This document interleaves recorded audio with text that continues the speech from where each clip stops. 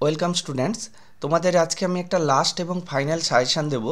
এটা এমএস এক্সেলের উপরে class 11 semester 1 যাদের কম্পিউটার অ্যাপ্লিকেশান আছে, এটি মেনলি তাদের জন্যই।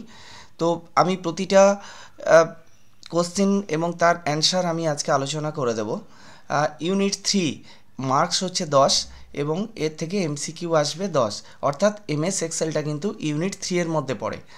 তো প্রথম প্রশ্নটা দেখো, স্প্রেডশিট সফটওয়্যার কী? স্প্রেডশিট সফটওয়্যার হচ্ছে কোনো হিসেবের কাজ করার জন্য যে সফটওয়্যার ব্যবহার করা হয় তাকে বলা হয় স্প্রেডশিট সফটওয়্যার। তো বিভিন্ন স্প্রেডশিট সফটওয়্যারের উদাহরণ হচ্ছে MS Excel, Open Office spreadsheet এবং গুগল শিট। এর পরের একটা কোশ্চেন দিয়েছি, দেখো এমএস এক্সেলে মোট রিবনের সংখ্যা কত? এমএস এক্সেলে মোট রিবনের সংখ্যা 7। তোমরা যারা আরেকটু বেশি করে পড়তে চাও এই 7টা রিবনের নাম একটু পড়ে রাখবে। এবার দেখো ওয়ার্কবুক বলতে কি বোঝায়। ওয়ার্কবুক বলতে বোঝায় এমএস এক্সেলের যে ফাইল, সেই ফাইলগুলোকেই ওয়ার্কবুক বলে। আর ওয়ার্কশিট বলতে কি বোঝায়?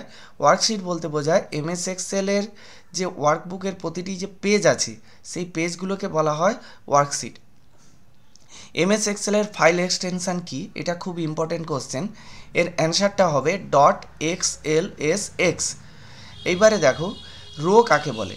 রো বলতে বোঝায় ওয়ার্কশিটের অনুভূমিক বা হরাইজন্টাল সারিগুলোকেই রো বলে।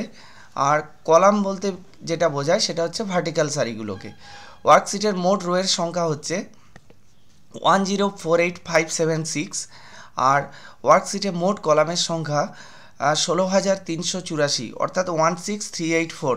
এইভাবে মনে রাখবে। আর কলাম কি আমি তো একটু আগেই বলে দিলাম যে উলম্ব বা ভার্টিক্যাল সারিগুলোকে কলাম বলে। এবার আসছি সেল বলতে কি বোঝায়। রো এবং কলাম যেখানে ইন্টারসেক্ট করেছে সেই পয়েন্টটাকে বলা হয় সেল। এর পরের যে কোশ্চেনটা হতে পারে সেটা হচ্ছে সেল অ্যাড্রেস কাকে বলে। সেল অ্যাড্রেস বলতে বোঝায় প্রতিটি সেলের একটি নির্দিষ্ট ঠিকানা থাকে, তাকে সেল অ্যাড্রেস বলে। অ্যাক্টিভ সেল কি? এর অ্যান্সারটা হবে দেখো কোনো নির্দিষ্ট সেলের উপর মাউস পয়েন্টার দ্বারা ক্লিক করলে সেই সেলটি সিলেক্ট হয়, তখন সেই সেলটিকে অ্যাক্টিভ সেল বা সেল পয়েন্টার বলা হয়। তোমার এইটা কোশ্চেনে হয়তো দেওয়া থাকলো যে এটাকে কি বলে, তার অ্যান্সারটা কিন্তু হবে অ্যাক্টিভ সেল। এর পরের কোশ্চেন দেখো, ফার্স্ট সেল অ্যাড্রেস A1 আর লাস্ট সেল অ্যাড্রেস XFD 1048,576। এখানে আরও দুটো বলে রাখা ভালো যে লাস্ট কলামের নাম কি। লাস্ট কলামের নাম হচ্ছে XFD এবং আমরা কলামগুলোকে ABCD এই লেটারগুলো দ্বারা লিখি এবং রোগুলোকে নাম্বার দ্বারা লেখা হয়।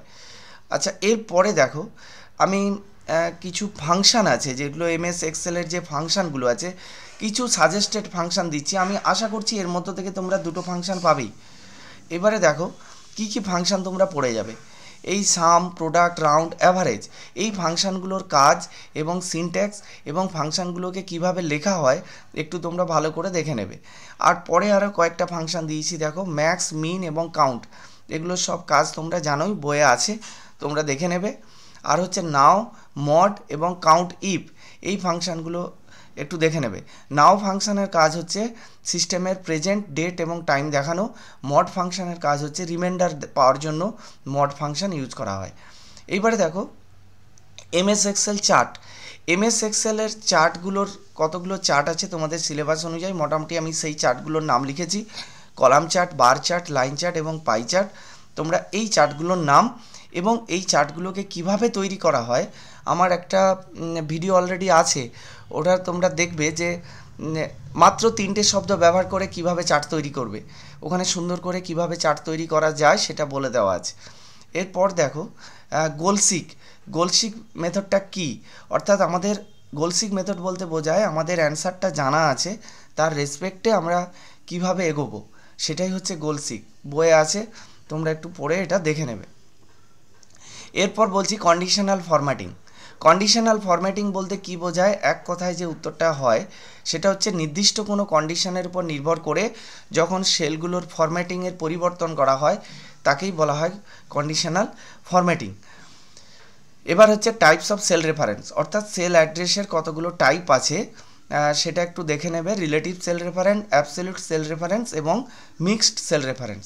এবং রিলেটিভ সেল রেফারেন্স কীভাবে আমরা লিখি বা কেন লিখি, অ্যাবসলিউট সেল রেফারেন্স কীভাবে লিখি, মিক্সড সেল রেফারেন্স কীভাবে লিখি, একটু বইয়ে তোমরা দেখে নেবে। আমার আজকে এইটুকুই বলার ছিল। আমি আশা করছি তোমরা এটা পড়ে যাও। 10 নম্বরের মধ্যে 7 নম্বরের কোশ্চেন হয়তো এখান থেকে পেয়ে যাবে, যদি কোশ্চেন তোমাদের সেরকম সহজ হয় বা সেরকম প্যাটার্ন আসে। আশা করছি এখান থেকে অনেকগুলো তোমরা অ্যান্সার পাবে। Thank you.